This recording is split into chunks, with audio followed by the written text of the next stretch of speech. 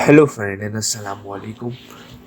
Welcome to my channel. ये MGT 201 की lecture series चल रही है। मॉड्यूल 6 है, कैश फ्लो एनालिसिस पढ़ेंगे। आइए स्टार्ट करते हैं आज की वीडियो को। कैश फ्लो में किन किन चीज़ों से इनफ्लो होता है? एक तो रेवेन्यू से होता है, जैसे आप कमा रहे हैं या तो आप कर्ज ले लें या इक्विटी उठा लें। और एक्सपेंसेस और रीपेमेंट्स यानी लोन वगैरह की रीपेमेंट्स करें या डिविडेंड वगैरह से होता है। जो डायरेक्ट मेथड होता है, इनडायरेक्ट मेथड होता है। ये आप फाइनेंशियल अकाउंटिंग में देखा होगा कि डायरेक्ट मेथड के जरिए भी कैश फ्लो बनता है। इनडायरेक्ट मेथड के लिए मोस्टली इनडायरेक्ट ही मेथड प्रेफर किया जाता है। और अब कैश फ्लो के अंदर ऑपरेटिंग एक्टिविटी होती है जिसके अंदर प्रॉफिट के अंदर नॉन कैश एक्सपेंस जिसमें डेप्रिसिएशन वगैरह आती है, नॉन या एमोटाइजेशन वगैरह आती है। और चेंज इन रिकवर रिसीवेबल्स यानी कि जितने रिसीवेबल्स हैं, और फिर चेंज इन इन्वेंट्री है, और पेमेंट्स हैं, और करंट लाइबिलिटी और भी जितनी मौजूद है। फिर उसके बाद के इन्वेस्टिंग एक्टिविटी आती है, इसमें फिक्स एसेट इन होती हैं अपना, और लॉन्ग टर्म इन्वेस्टमेंट है, और इंटेंजिबल एसेट्स है, और फिर फाइनेंशियल एक्टिविटी है जिसमें लोन है, आपका अपना बॉन्ड्स हैं, शेयर्स कैपिटल है, और डिविडेंड वगैरह शामिल है। अब कैश एंड प्रॉफिट्स, तो profit is not a cash but profit but not cash. अच्छा, कि अब जैसे मिसाल दे दिया है कि कंपनी के पास 1 करोड़ रुपए का प्रॉफिट शो हो रहा है। ज़रूरी नहीं कि 1 करोड़ पे उसके पास कैश भी पड़ा हो, प्रॉफिट शो हो रहा है, लेकिन ज़रूरी नहीं है। क्यों? इसमें बहुत सारी, क्योंकि अक्रूवल अकाउंटिंग चलती है, तो इसके अंदर बहुत सारी चीज़ें जो हैं वो एक्चुअल प्रॉफिट से कैश की वजह से कम है। क्यों? कई कई दफ़ा कई कंपनीज जो हैं वो बिलियंस में प्रॉफिट दिखा रही होती हैं, लेकिन अगर आप उनके अपना कैश इन हैंड या कैश इन बैंक देखें तो वो बहुत कम होता है। उसकी वजह होती है कि सेल उधार में की, रिसीवेबल में अमाउंट बढ़ा, बहुत सारी वजूहत होती हैं। तो but cash but not profit, ये ज़रूरी है। हो सकता है कि आपका कैश बहुत ज़्यादा पड़ा हो बैंक के अंदर, लेकिन आपके प्रॉफिट्स कम हो। और cash flow in the actual movement is the cash in और आउट, और profit in the different revenue expense वगैरह होते हैं। अब सोर्स क्या है रेवेन्यू की? जाहिर सी बात है, पहली बात है आप कैश रेवेन्यूज़ यानी मतलब कैश सेल्स कर दें, कलेक्ट फ्रॉम रिसीवेबल जितने भी थे, सेल्स ऑफ एसेट कर दें, या तो बॉन्ड्स इशू कर दें लोन पे, या फिर इक्विटी का और प्रेफरेंस शेयर वगैरह कर दें। अब cash flow versus profit, non cash expense, ऐसी बात है डेप्रिसिएशन में आपका कोई कैश तो नहीं जाता, और एमोटाइजेशन भी उसके अंदर बस आप तो एक दफ़ा ही कैश इस्तेमाल करते हैं ना भाई। जैसे मिसाल दी 10 लाख का प्लांट आपने ख़रीद लिया, तो और फिर उसके बाद जाके चेंज इन मेथड, इससे भी बहुत फ़र्क पड़ता है। कैपिटलाइज एक्सपेंस, रेवेन्यू एक्सपेंस और पेबल। अच्छा, ये कंपनीज़ का होता है कि वो किस एसेट को, जैसे मिसाल दे दिया टेबल है, अब कई कंपनीज टेबल को भी डिप्रिशिएट करती हैं। बेशक टेबल 10,000 रुपये की है, उसको भी 5 साल पे डिप्रिशिएट कर दिए, दो लेकिन कई कंपनीज जो बहुत बड़ी कंपनीज होती हैं वो उनको डायरेक्ट एक्सपेंस आउट, वो डिपेंड करता है कंपनी पॉलिसीज़ की कितने। कई लोगों का क्राइटेरिया ये होता है कि वो जो है वो 5 लाख रुपए से बड़ा एसेट ही डिप्रिशिएट करेंगे, या कई का होता है 1 लाख, तो डिपेंड करता है। एप्लीकेशन ऑफ कैश, इसमें एक्सपेंस है, कॉस्ट है, और परचेजिंग है, फिक्स एसेट वगैरह है, ऐसी बातें, पेबल्स हैं, इन सब से आपका कैश जो है वो जाएगा। अक्रूड एक्सपेंस है और पेमेंट है वगैरह, उस तो इन सब चीज़ों से आपका कैश जाएगा। ऑपरेटिंग एक्टिविटी के अंदर 3 चीज़ें: operating, investing and financing. Operating activity profit and loss, current assets और करंट लाइबिलिटी।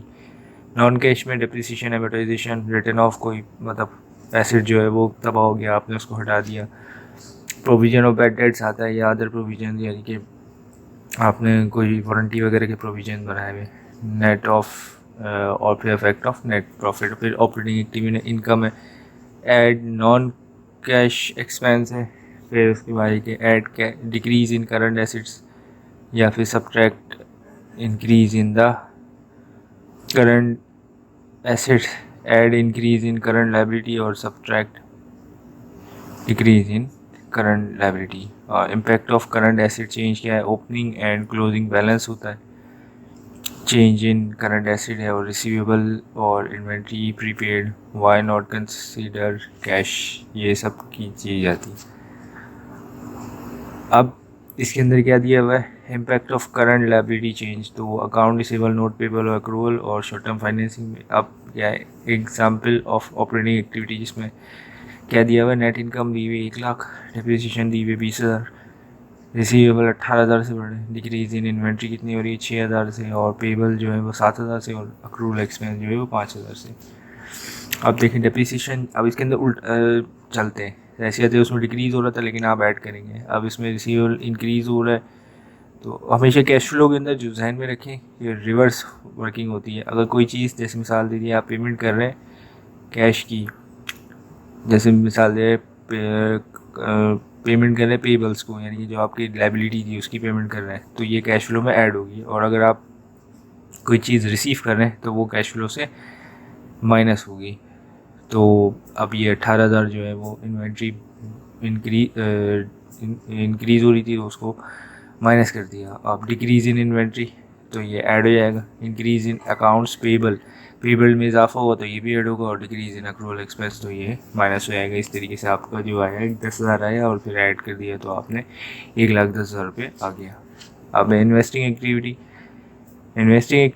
में क्या क्या आता है, purchase of fix asset, acquire a new non current assets, और सीलिंग ऑफ फिक्स एसेट और नॉन करंट एसेट्स, ये आते हैं। अब इसके अंदर चेंजेस क्या हैं, जैसे मिसाल दे दी है कि नेट एसेट 2018 में 5,00,000 थे, और डिप्रिसिएशन समझ लें 1,00,000 थी, और फिर 2019 में 6,00,000 के हो गए, और जो ये 1,40,000 जो है वो आपके हो गए। तो अब नेट इम्पैक्ट जो है वो आपका आउटफ्लो कैश के 1,40,000 का आउटफ्लो होगा। इसी तरीके से अब इन्वेस्टिंग एक्टिविटी में परचेज ऑफ लैंड कितनी है 5,000 रुपये की, और बिल्डिंग भी परचेज़ की है 4,000 रुपये की, और इक्विपमेंट सेल की है वो 3,000 रुपये की, सेल ऑफ व्हीकल है 4,500 की, इंक्रीज़ इन डिप्रिसिएशन जो है वो कितने की हुई है, वो हुई है 4,000 से, और by long term debt bonds of the other company हमने ख़रीद ली हैं वो कितने 6,000 के, और sales of bond of other company 3,500 रुपये के। आइए देखते हैं कैसे करते हैं। तो परचेज़ लैंड की आपके पास से पैसे गए तो आप उसको माइनस कर दें, परचेज़ ऑफ बिल्डिंग की इससे भी माइनस होगा, सेल्स ऑफ इक्विपमेंट इससे पैसा आपके पास आया तो ऐड कर दें, सेल्स ऑफ व्हीकल इससे भी पास पैसा आया तो ऐड कर दें, इंक्रीज़ इन एक्यूमुलेटेड डिप्रिसिएशन हुई तो इसको माइनस कर दें, लॉन्ग टर्म आपने बॉन्ड की आपके पास से पैसा गया माइनस कर दें, और सेल्स जो है वो बॉन्ड की वो आपने ख़रीदे तो आपने सेल किए अदर के तो वो 3,500, तो नेगेटिव 8,000 रुपये आपके पास आ गया। अब है फाइनेंशियल एक्टिविटी जिसमें डेब्ट और इक्विटी और डिविडेंड वगैरह इंटरेस्ट वगैरह है, और फाइनेंशियल एक्टिविटी के अंदर क्या क्या चीज़ें और आती हैं, इशू ऑफ कॉमन शेयर आप जानते हैं कि मतलब एक कंपनी अपना कुछ हिस्सा जो है वो दे देती है, और कॉमन शेयर की सबसे खासियत ये होती है कि इसमें वोटिंग राइट्स भी मिलते हैं। जैसे अब मेरे पास अगर पीएसओ के शेयर्स है और पीएसओ में कोई मसला खड़ा हो गया तो मेरे पास वोटिंग राइट है कि मैं उसमें अपनी वोट इस्तेमाल कर सकता हूँ किसी के भी हक़ में। इसी तरीके से प्रेफरेंस शेयर में सबसे बड़ा फ़ायदा ये होता है कि आपको फ़िक्स अमाउंट ऑफ डिविडेंड समझने मिलता है। जैसे अगर कंपनी प्रॉफिट करे या ना करे तो उसमें तकरीबन ये होता है कि 10% जो है वो आपको प्रॉफिट मिलेगा, लेकिन इसमें वोटिंग राइट कम होता है। एडिशनल कैपिटल कोई लिया है या फिर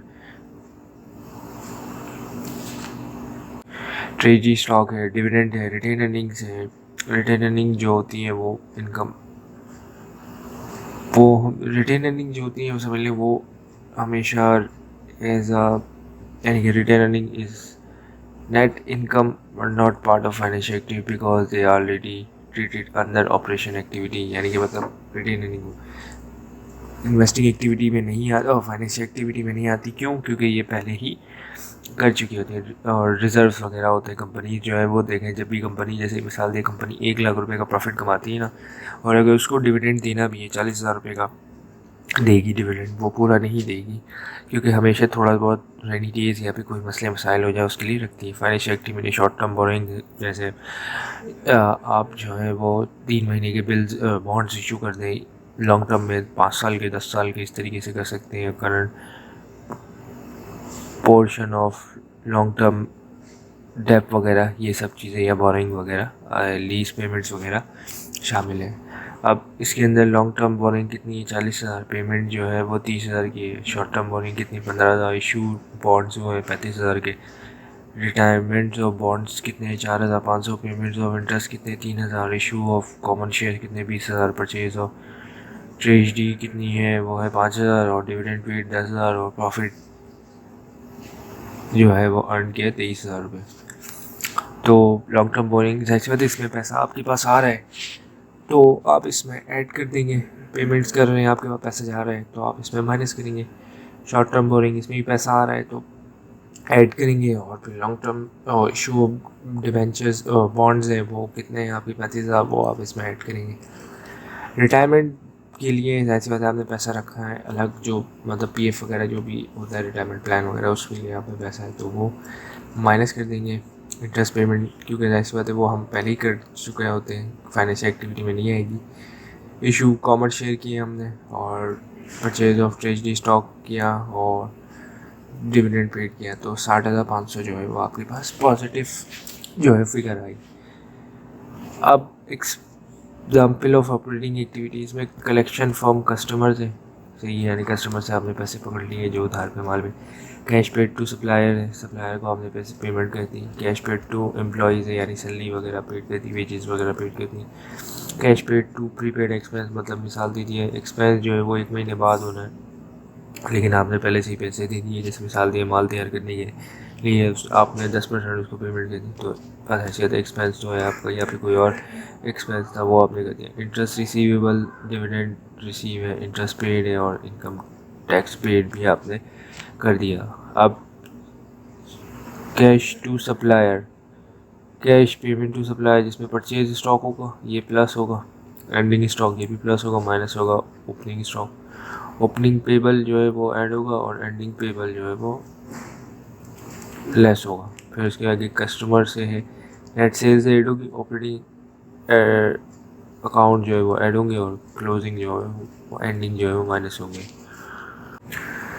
कैश टू एम्प्लॉय कितना है, बिगनिंग सेल्स पेबल जो है वो ऐड होगा, माइनस सेल्स एंडिंग सैलरी जो है वो माइनस होगी, और सैलरी एक्सपेंस जो है वो भी ऐड होगी। Cash paid to employ, beginning sales payable वो ऐड होगा, minus sales salary payable minus होगी, और फिर इसके सैलरी एक्सपेंस जो है वो ऐड हो जाएगा। अब कैश प्रीपेड जो है वो एंडिंग प्रीपेड, रेंट वगैरह अगर आपने पे किया है, इंश्योरेंस वगैरह पे किया है तो वो ऐड होगा यार। और जो शुरू में आपने पे किया था, मतलब पिछले साल हमने शुरू में पे किया है तो वो माइनस हो जाएगा। इसी तरीके से इंटरेस्ट जो है वो बिगिनिंग वाला ऐड होगा, एंडिंग वाला माइनस होगा, और इंटरेस्ट पेड एक्सपेंस जो है वो ऐड होगा। और फिर इसके आगे डिविडेंड रिसीव जो है वो ओपनिंग वाला तो ऐड होगा, क्लोजिंग वाला माइनस होगा। और फिर इसके बिगनिंग इनकम टैक्स जो है वो भी ऐड होगा, एंडिंग वाला माइनस होगा। मैं उम्मीद करता हूँ ये वीडियो आपको हेल्प करेगी आपकी एग्ज़ामिनेशन प्रिपरेशन में। Thank you for watching this video and अल्लाह हाफिज़।